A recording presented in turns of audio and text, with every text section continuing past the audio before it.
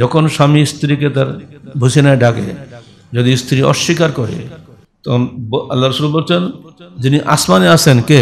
আল্লাহ না? ওই স্ত্রীর প্রতি ক্রুদ্ধ থাকেন যতক্ষণ না স্ত্রী তার স্বামীকে সন্তুষ্ট করে।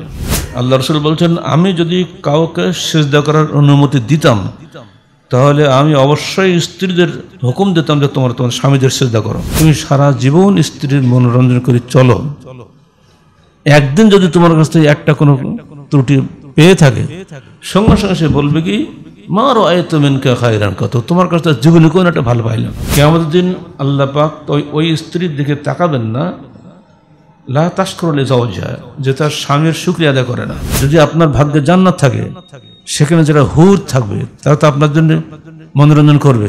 তারা বলতে থাকে, হে স্ত্রী, তুমি তোমার স্বামীকে কষ্ট দিও না, সে সত্তর তোমাকে ছেড়ে আমাদের কাছে চলে আসবে। আমি নামাজ পড়বো, এসে খাওয়ার টাইমটা আমি একটু আগে আসতে দিলে একটা খোসা, খাওয়ার দিলে কিন্তু সব করলো, কিন্তু ওই যে ওর কথা খোসাটা মেরে দিল না, বাস অতি তার শেষ, নাকি আউট। আল্লাহর হকের আগে বান্দার হক আদায় করতে হবে, বান্দার হক বাকি রেখে আল্লাহর হক চলবে না। আল্লাহর হক আল্লাহ মাফ করবে, কিন্তু বান্দার হক কোশ্চিন করলে আল্লাহ মাফ করবে না। আহলে হাদিস আন্দোলন বাংলাদেশ, আসুন পবিত্র কুরআন ও সহিহ হাদিসের আলোকে জীবন গড়ি। আন আবি হুরায়রা রাদিয়াল্লাহু আনহু ক্বালা ক্বালা রাসূলুল্লাহ সাল্লাল্লাহু আলাইহি ওয়াসাল্লাম, ওয়াল্লাযী নাফসি বিয়াদিহি মা মিন রাজুলিন ইয়াদউ ইমরাআতাহু ইলা ফিরাশিহি ফায়াবা ইল্লা কানা আল্লাযী ফিস সামা সাখিতান আলাইহা হাত্তা ইয়ারদা আনহা, মুত্তাফাকুন আলাইহি। যখন স্বামী স্ত্রীকে তার ভূষণায় ডাকে, যদি স্ত্রী অস্বীকার করে, তখন আল্লাহ রাসূল বলছেন, যিনি আসমানে আছেন কে? আল্লাহ না? সাখিতান আলাইহা হাত্তা ইয়ারদা আনহা, ওই স্ত্রীর প্রতি ক্রুদ্ধ থাকেন যতক্ষণ না স্ত্রী তার স্বামীকে সন্তুষ্ট করে। স্বামীর প্রতি কৃতজ্ঞতা স্বীকার করেনি ও বহু, এটা অসংখ্য প্রমাণ আছে, আল্লাহ রাসূল নিজে দিচ্ছেন প্রমাণ। ইবনে আব্বাস ক্বালা ক্বালা রাসূলুল্লাহ সাল্লাল্লাহু আলাইহি ওয়াসাল্লাম, উরিতু নার, মেরাজে গিয়ে আমাকে জাহান্নাম দেখানো হলো। ওয়া রাআইতু আকসার আহলিহা নিসা, আমি দেখলাম তার অধিকাংশ অধিবাসী হলো মহিলারা। ক্বালু বিমা ইয়া রাসূলুল্লাহ, সাহাবীরা বললেন কেন? তিনি বললেন, ইয়াকফুরুনাল আশীর বিকুফরিহিন্না, তাদের কুফরির কারণে। বিমা, কেন, কিসের কুফরি? ক্বালা ইয়াকফুরুনাল আশীর ওয়া ইয়াকফুরুনাল ইহসান, তারা তাদের স্বামীদের কুফরি করে এবং ইহসান, মানুষকে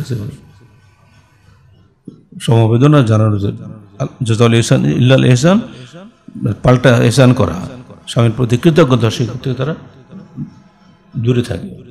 লাউ আহসানতা ইলা ইহদাহুন্না দাহরা কুল্লাহু সুম্মা রাআত মিনকা শাইআন ক্বালাত মা রাআইতু মিনকা খায়রান কত, যদি হে স্বামী, তুমি সারা জীবন স্ত্রীর মনোরঞ্জন করে চলো, একদিন যদি তোমার কাছ থেকে একটা কোনো ত্রুটি পেয়ে থাকে, সঙ্গে সঙ্গে সে বলবে কি, মা রাআইতু মিনকা খায়রান কত, তোমার কাছে জীবনে কোনো একটা ভালো পাইলাম, তাই না?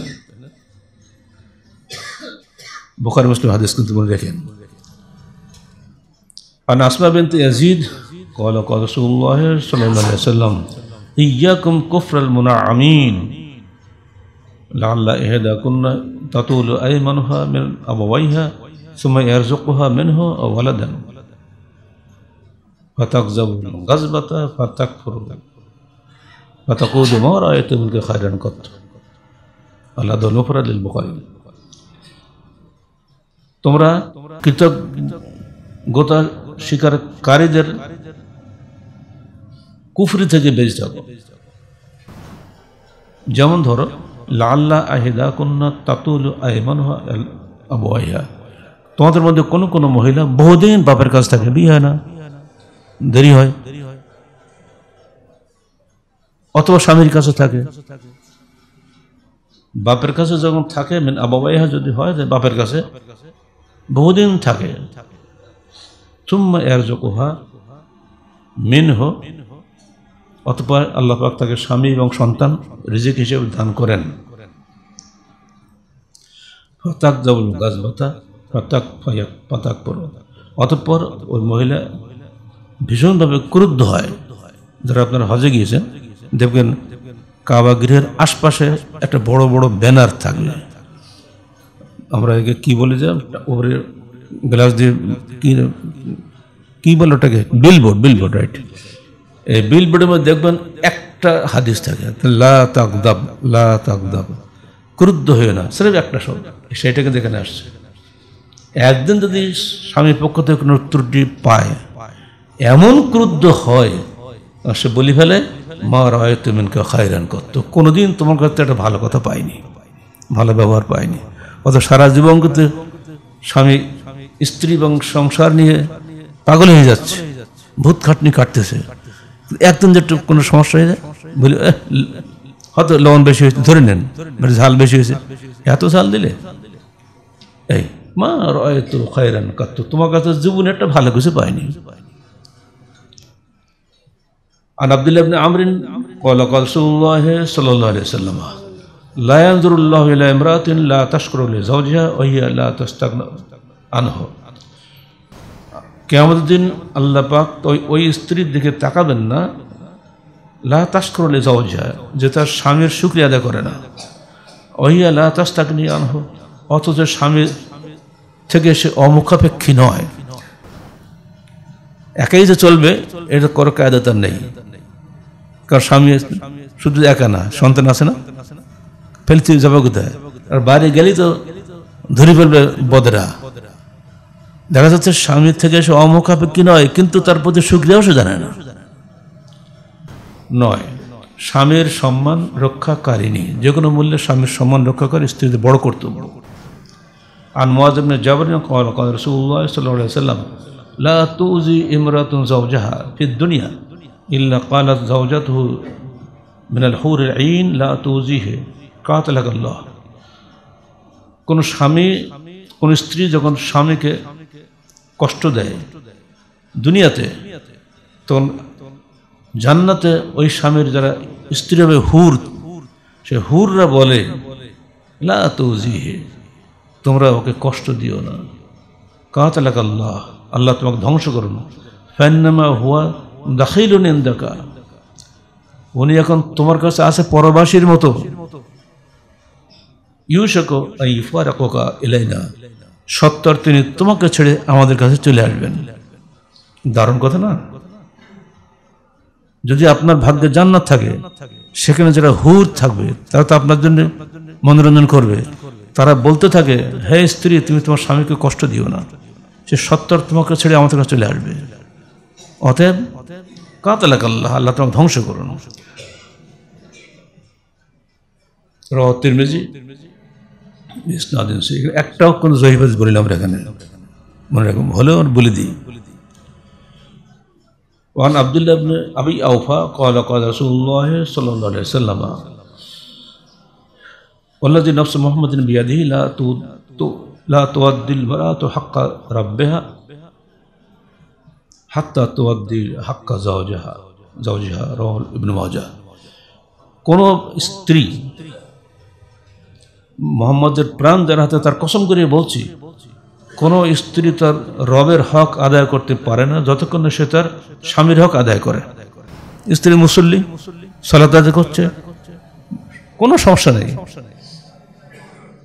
আমি নামাজ পড়বো এসে খাচ্ছি, খাওয়ার টাইমটা আমি একটু আগে আসতে দিলে একটা খোসা, খাওয়ার দিলে কিন্তু সব করলো, কিন্তু ওই যে ওর কথা খোসাটা মেরে দিল না, বাস অতি তার শেষ, নাকি আউট।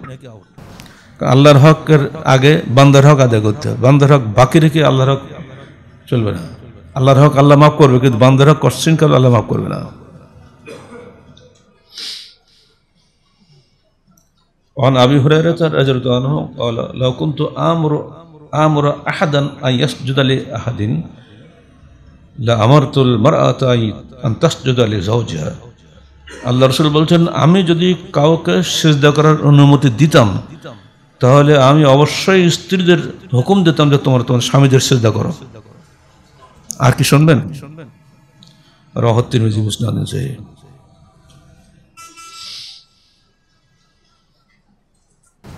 10 যে স্ত্রী পর্দানসীন ও বাড়িতে অবস্থান করেন, বাড়িতে অবস্থান করতে চায় না আজকাল। আপনার যে মেয়েরা যে পড়াচ্ছি আমরা, বাড়িতে রাখার জন্য পড়াই না, পরে চাকরি বাড়ি করবে, টাকা পয়সা আদায় করবে, এই জন্য পড়াই।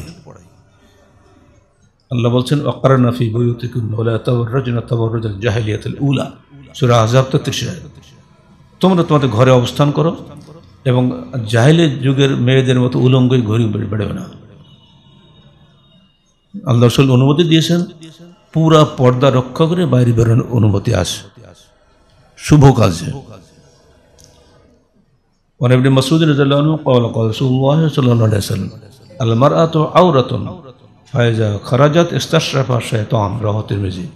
মনে রেখে দিও, মহিলারা গোপন বস্তু, যখন সে বেরিয়ে যায় রাস্তায় তো শয়তান তার পিছে ধায়, পিছনে উকি মারে, সে কী করছে, কীভাবে যাচ্ছে, কীভাবে হাঁটছে, চলছে। এজন্য ঢিলা বরকা পড়তে যাচ্ছে তা বুঝতে না পারে কেউ। এই বিষয়ে সর্বদা মধ্যপন্থা অবলম্বন করাই ভালো। একবার ঘরে আটকে থাকবেন এটাও না, ঘরের বাইরে গেলেও আপনাকে অবশ্যই ঢিলা বরকা পরে এমনভাবে যেমন যেন কোনো পুরুষ বদনজর দিতে না পারে। এই যে মধ্যপন্থা, কারণ আল্লাহ রাসূল বলছেন ইন্না দ্বীনা ইউসরুন, দিন হলো সহজ। ওয়ালা ইউশাদ্দাদ দ্বীন আহাদুন ইল্লা গালাবাহু ফাসাদ্দুদু ওয়া কারিবু, রাওয়াহুল বুখারী।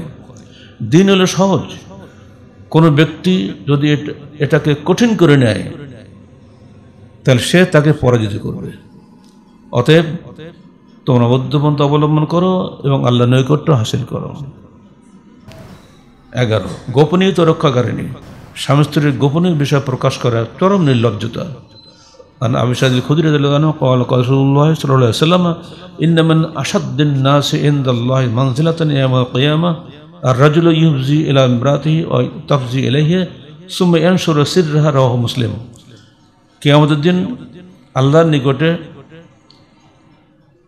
সবচাইতে নিম্ন দরজার হবে সেই ব্যক্তি যে স্বামী স্ত্রীর গোপন বিষয়টি ফাঁস করে দেয়, রাওয়াহু মুসলিম। আল্লাহ পাক আমাদেরকে এই হাদিসগুলি পালন করার তৌফিক দান করুন। আমিন। আকুলু কওলি হাযা আস্তাগফিরুল্লাহ লি ওয়া লাকুম ওয়া লিসাইরিল মুসলিমিন।